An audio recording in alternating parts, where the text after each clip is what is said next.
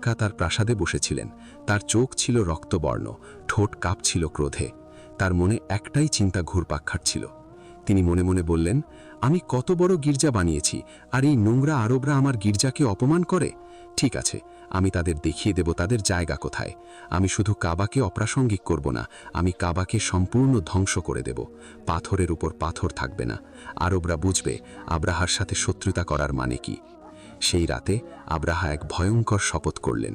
তিনি শপথ করলেন যে তিনি মক্কায় যাবেন এবং কাবাকে সম্পূর্ণরূপে গুড়িয়ে দেবেন। এই শপথের পর শুরু হলো ইতিহাসের সবচেয়ে বড় এবং সবচেয়ে ভয়ঙ্কর সামরিক অভিযানের প্রস্তুতি।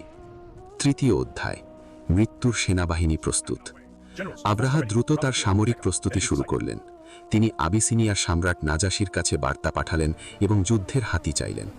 নাজাসি তার অনুরোধ মঞ্জুর করলেন এবং ১৩টি বিশালাকায় আফ্রিকান হাতি পাঠালেন। এই হাতিগুলো ছিল যুদ্ধের জন্য বিশেষভাবে প্রশিক্ষিত।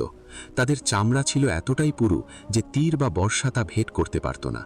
তাদের সুরের আঘাতে মানুষ ছিটকে যেত দূরে এবং তাদের পায়ের নিচে পড়লে মানুষ পিষ্ট হয়ে যেত।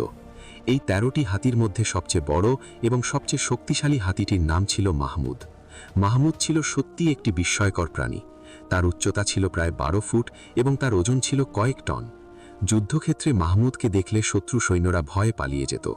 আব্রাহা নিজেই মাহমুদের পিঠে চড়ে যুদ্ধে যেতেন। মাহমুদ ছিল তার গর্বের প্রতীক, তার অপরাজেয়তার নিশ্চয়তা। আব্রাহা ৬০,০০০ সৈন্য সংগ্রহ করলেন।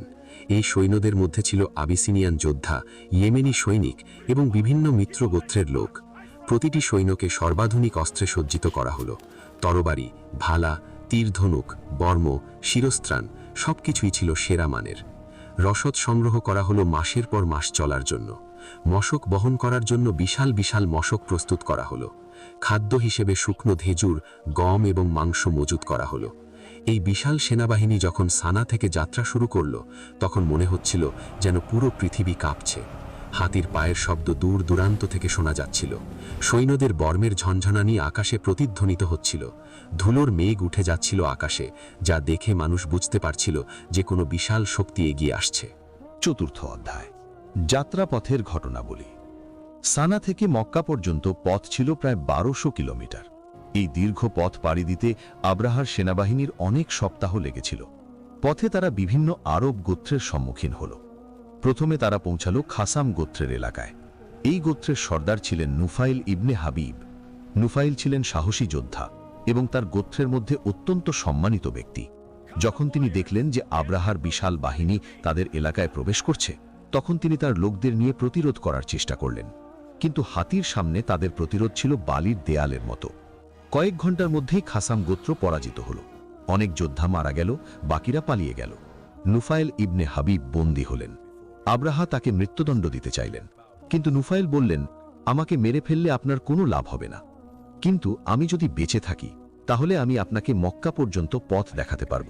আমি এই মরুভূমির প্রতিটি পথ চিনি। আব্রাহা ভাবলেন এবং রাজি হলেন। নুফাইল বাধ্য হয়ে আব্রাহার পথ প্রদর্শক হলেন, কিন্তু তার হৃদয় ছিল গভীর কষ্ট। তিনি জানতেন না যে আল্লাহ তাআলা তাকে এই যাত্রার এক বিশেষ সাক্ষী হিসেবে রেখে দিয়েছেন। পথে আরও কয়েকটি গোত্র প্রতিরোধের চেষ্টা করল, কিন্তু প্রতিবারই তারা পরাজিত হল। আব্রাহার সেনাবাহিনী এগিয়ে চলল অপ্রতিরোধ্য গতিতে। পঞ্চম অধ্যায়, তায়েফের কাছে থামানো।